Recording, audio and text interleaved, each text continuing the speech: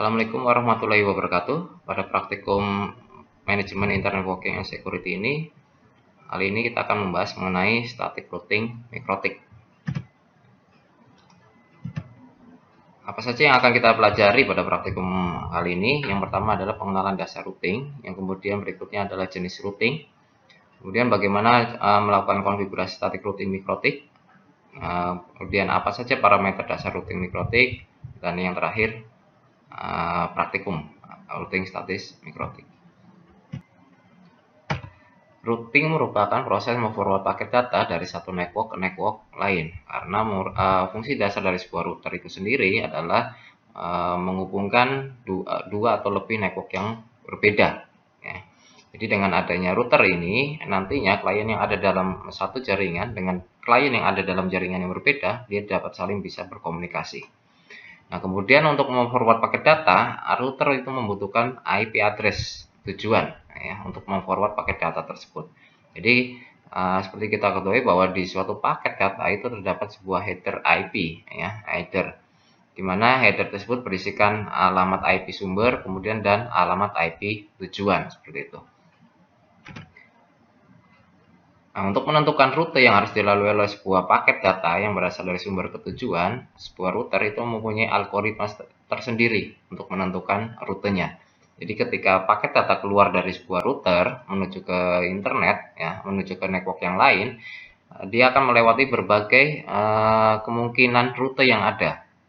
Jadi untuk memilih rute mana yang terbaik, router itu mempunyai sebuah algoritma tersendiri.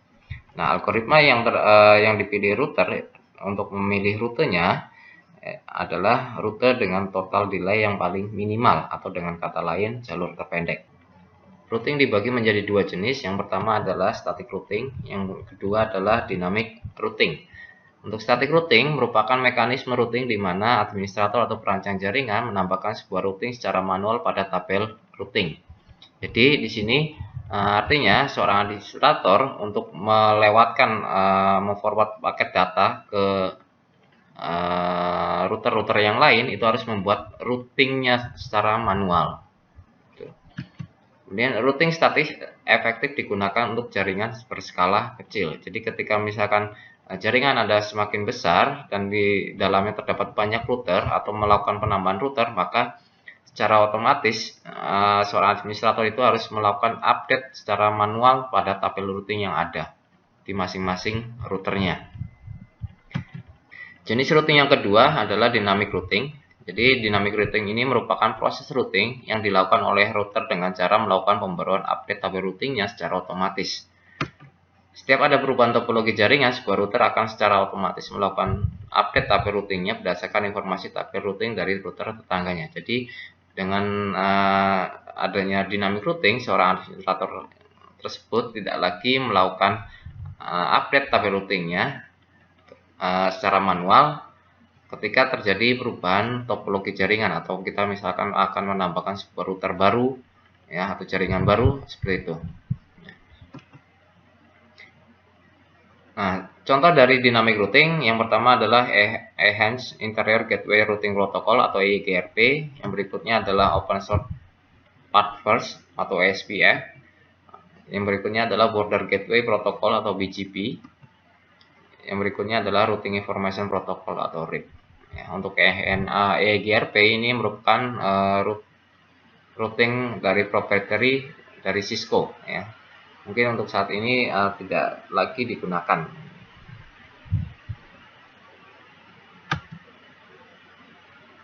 Oke, untuk melakukan konfigurasi static routing mikrotik, kita dapat melakukan konfigurasinya melalui menu IP, kemudian di menu routes seperti ini ya.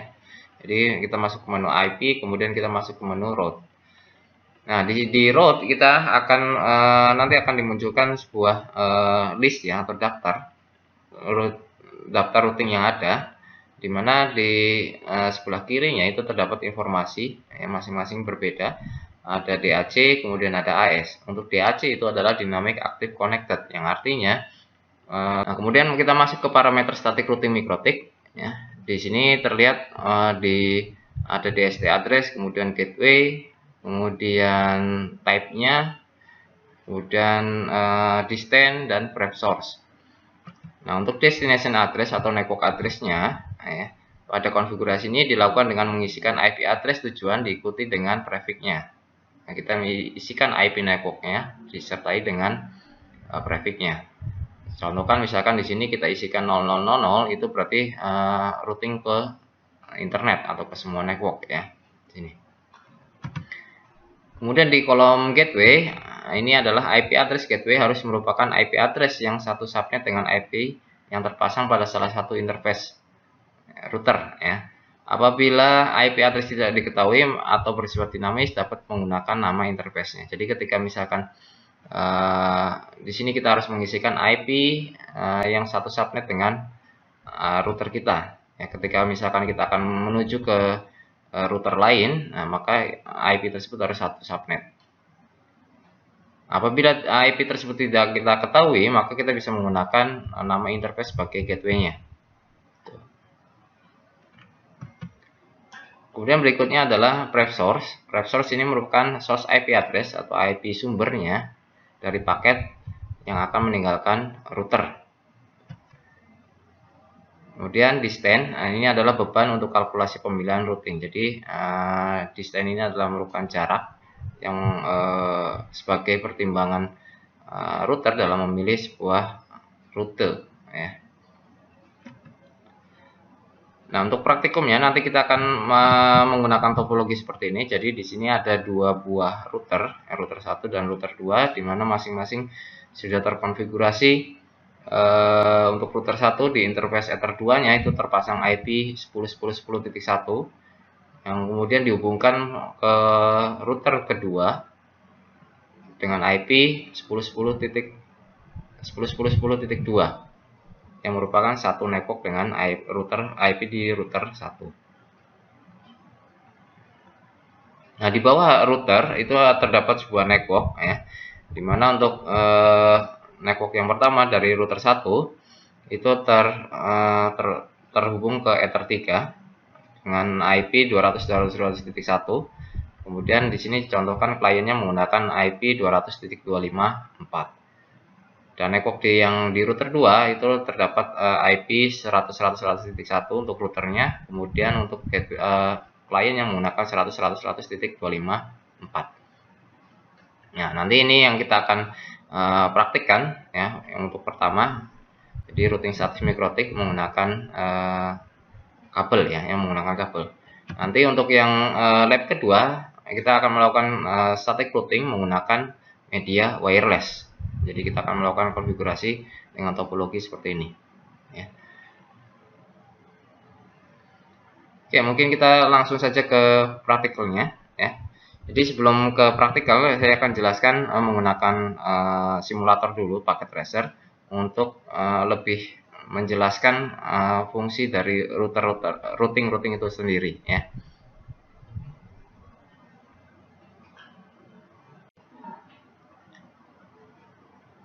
Oke, kita sudah masuk ke paket tracernya. Di sini terdapat sebuah topologi di mana terdapat dua router 1 dan router 2. Untuk router 1 di Ether 2-nya terpasang IP 10.10.10.1 yang kemudian dihubungkan ke router 2 di Ether 2 dengan IP 10.10.10.10.2. Nah, IP yang menghubungkan antar router ini harus satu subnet atau satu network ya. Nah, IP-nya. Kemudian untuk router 1 di bawahnya terdapat network dengan network IP 200.200.200.0 prefix 24. Nah, di sini kita contohkan kliennya menggunakan IP 200.200.200.254. Nah, kemudian untuk yang router 2 itu dengan network 100.100.100.100.0 prefix 24. Untuk IP gateway-nya itu 100.100.100.1. Dan di kliennya ada 100.254 dan 100.253. Untuk IP-nya sudah dikonfigurasi ya di masing-masing router dan klien-kliennya. Ya, kita sudah konfigurasi IP-nya. Jadi kita di sini kita akan mempraktekkan bahwa fungsi dari sebuah routing itu seperti apa. Jadi dengan tanpa adanya routing, maka komputer yang ada di network yang sama ini hanya bisa berkomunikasi satu sama lainnya. Ya, jadi antara PC 2 dan PC 3, ya kita lihat di sini dicontohkan. Nah, ini sudah bisa saling berkomunikasi, ya. Sudah bisa saling berkomunikasi. Nah, karena dia sudah satu network.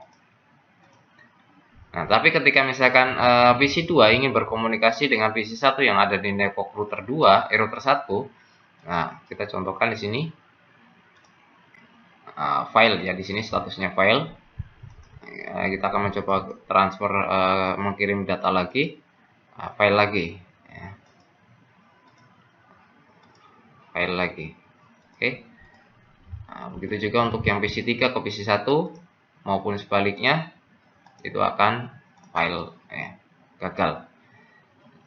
Nah, di sini adalah fungsi dari routing itu. Ya, jadi dengan adanya routing nantinya klien yang ada di network router 1 itu akan bisa berkomunikasi dengan klien yang ada di router 2. Gitu.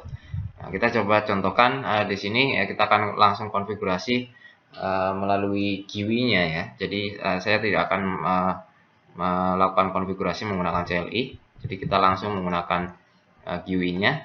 Di sini kita masuk, kita konfigurasi dulu terlebih dahulu di router 1. Kita masuk ke menu config, kemudian di static.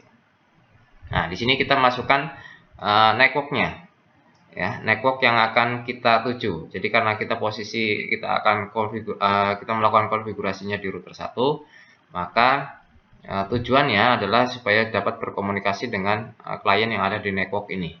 Jadi kita isikan networknya di sini adalah 100.100.0. Oke. Kemudian untuk masknya ini adalah prefixnya, ya, 255 karena menggunakan prefix 24, 255.0. Untuk next hopnya, jadi secara logikanya seperti ini. Untuk next hop kita isi adalah untuk dari network ini untuk bisa berkomunikasi dia lewat pintu dari router yang mana, ya. Nah, kalau kita lihat dari topologinya, untuk masuk ke network di router 2 itu melewati gerbang atau gateway di 10.10.10.2, ya, di FA01 ini. Maka kita isikan di next hop-nya ini adalah 10.10.10.2.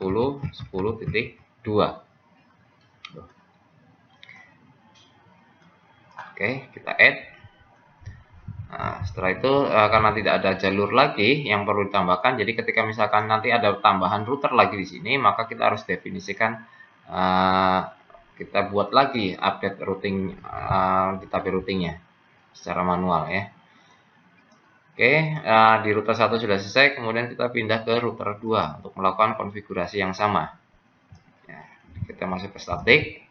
Nah, kemudian kita network isikan network tujuannya. Mau kemana? Dari router 2 dia akan menuju ke router 1 ke network yang di router 1 ini. Berarti kita isikan 200.200.200.0, ya. Kemudian untuk max-nya karena prefix 24, 255, 255, 255.255.0. Untuk next hop-nya, jadi untuk menuju ke network 200.200.200.0 ini, dia melewati gerbang router mana, ya, gerbangnya. Nah, kalau dilihat dari topologinya, untuk masuk ke network yang di sini, itu masuk melalui FA01, yaitu 10.10.10.1. Kita add. Oke, berarti ini sudah selesai, tidak ada rute yang lain yang perlu kita definisikan, berarti konfigurasi sudah selesai. Nah, kita coba tes dari PC 1 ke PC 2. Nah, successful, ya, sukses.